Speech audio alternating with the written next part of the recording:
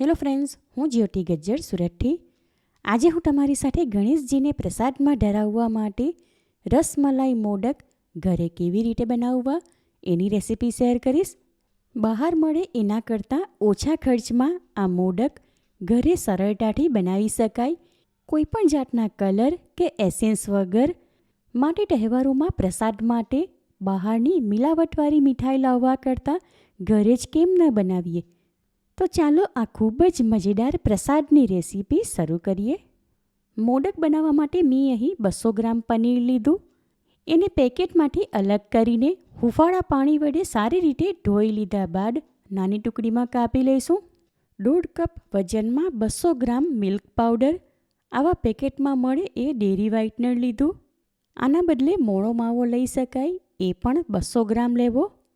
1/2 cup વજનમાં 100 ગ્રામ ખાંડ અને 1/2 કપ જેટલા અધકચરા ક્રશ કરેલા પિસ્તા લીધા. એમાંથી જરૂર પ્રમાણે વાપરશું. 2 ટેબલસ્પૂન જેટલી સૂકવેલી ગુલાબની પાંદડી લીધી. 2 ટેબલસ્પૂન જેટલા ગરમ દૂધમાં 2 ચપટી જેટલું કેસર થોડીવાર પહેલાં જ પલાળી દીધું હતું. હવે દૂધમાં કેસરનો એકદમ સરસ કલર આવી ગયો છે. આ મોદકમાં કેસરનો કલર અને ફ્લેવર બહુ જ મસ્ત લાગે. પનીર સારી રીતે ધોઈને રફલી કાપી લીધું. હવે એને ગ્રાઇન્ડ કરવા માટે એક ગ્રાઇન્ડિંગ જાર લીધું, એમાં લઉં છું. હવે 1 કપ હુંફાળું દૂધ લીધું, એમાંથી અડધા ભાગનું આ ગ્રાઇન્ડિંગ જારમાં ઉમેરું છું. ત્યાર પછી જારનું ઢાંકણ બંધ કરીને પનીર ગ્રાઇન્ડ કરી લઈએ. ગ્રાઇન્ડ કરેલા પનીરની સ્મૂથ પેસ્ટ બનાવવા માટે બાકીનું અડધા ભાગનું દૂધ પણ એમાં ઉમેરી દઉં છું. ત્યાર પછી ફરી એને ગ્રાઇન્ડ કરી લઈએ. હવે આગળના સ્ટેપમાં એક ફ્રાય પેન લીધી, એમાં પનીર ગ્રાઇન્ડ કરીને જે પેસ્ટ બનાવી હતી એ લઉં છું. હમણાં આ ફ્રાય પેન સ્ટવ ઉપર નથી ચડાવવાની, નીચે રાખીને આ પેસ્ટમાં મિલ્ક પાવડર ઉમેરી સારી રીતે મિક્સ કરી લઈએ. સાથે આમાં કેસરવાળું દૂધ પણ ઉમેરી દઉં છું. હમણાં આ ફ્રાય પેન સ્ટવ ઉપર ચડાવીએ તો એમાં લમ્પ્સ પડી જાય, માટે નીચે રાખીને જ બધું સારી રીતે મિક્સ કરી લઈશું. એક પણ લમ્પ્સ ન રહે એ પ્રમાણે બધું મિક્સ કરી લીધું. માટે હવે આ ફ્રાય પેન સ્ટવ ઉપર ચડાવી દઉં છું. ગેસ ફ્લેમ લો ટુ મીડિયમની વચ્ચે રાખીને ફ્રાય પેનના તળિયા સુધી આ રીતે કન્ટિન્યુ ટવેટો ફેરવતા રહીએ, કારણ કે આમાં મિલ્ક પાવડર છે, એમાં તરત જ દાજ લાગી જાય.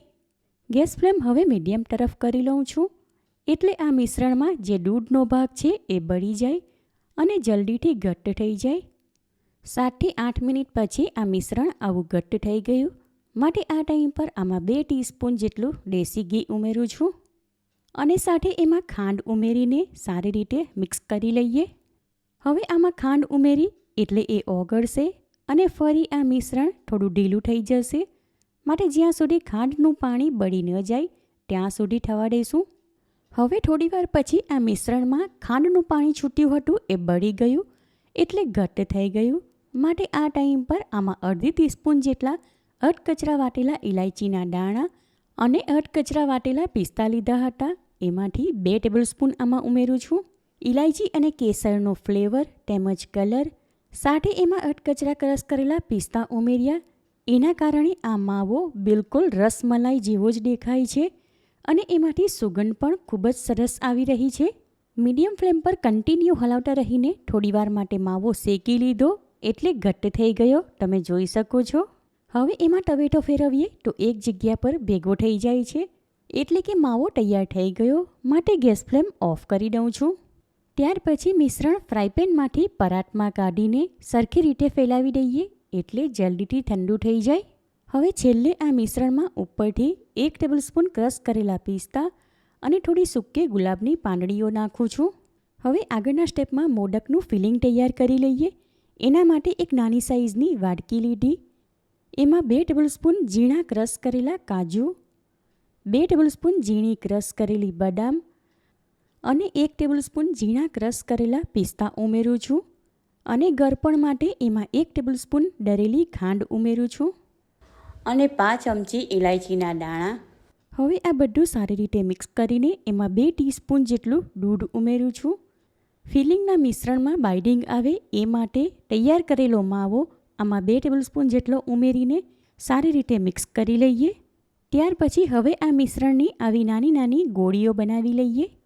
બધા મિશ્રણની આવી એકસરખી ગોળીઓ બનાવી ત્યાં સુધીમાં તૈયાર કરેલો માવો પણ ઠંડો થઈ ગયો. માવો હાથ વડે કેળવી લઈએ એટલે એમાં ઉપરથી ક્રશ કરેલા પિસ્તા અને ગુલાબની પાંદડીઓ નાખી હતી એ મિક્સ થઈ જાય અને માવો પણ થોડો સ્મૂધ થઈ જાય એટલે જ્યારે એમાંથી મોદક બનાવીએ ત્યારે એની ઉપર ક્રેક ન દેખાય. માવો સારી રીતે કેળવીને ભેગો કરી લીધો તો હવે હાથ ધોઈને ઘીવાળા કરી લઈએ. મોદકને ઉપરથી સજાવવા માટે બાકીના ક્રશ કરેલા પિસ્તા અને ગુલાબની પાંદડીઓ વાપરીશું. મોદક બનાવવા માટે આવો નાની સાઇઝનો મોલ્ડ લીધો. એના બંને ખાનામાં ઘીવાળી આંગળી ફેરવી લઉં છું. ત્યાર પછી બંને ખાનામાં એક ચપટી જેટલા ક્રશ કરેલા પિસ્તા અને ગુલાબની પાંદડીઓ નાખું છું. હવે તૈયાર કરેલો માવો આ બંને ખાનામાં ભરીને એનું લેયર બનાવીએ. વચ્ચેના ભાગમાં આ રીતે ખાડો રાખીશું એટલે ત્યાં ફિલિંગ મૂકી શકાય.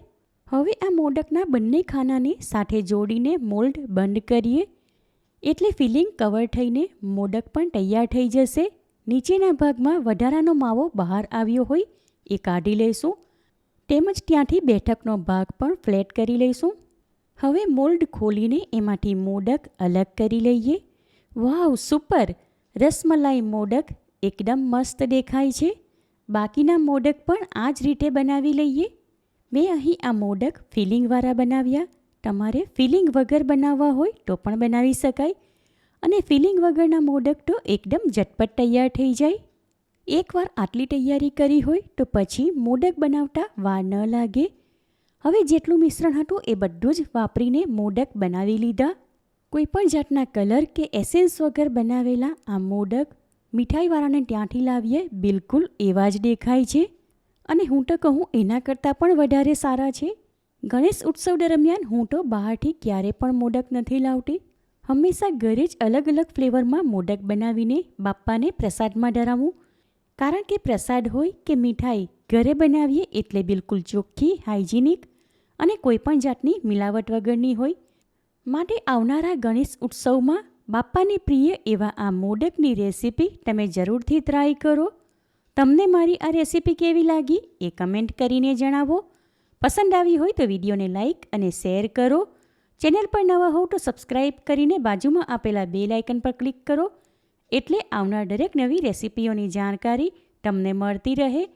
ફરી મળીશું એક નવી રેસીપી સાથે. ઈટ હેલ્ધી એન્ડ સ્ટે હેલ્ધી.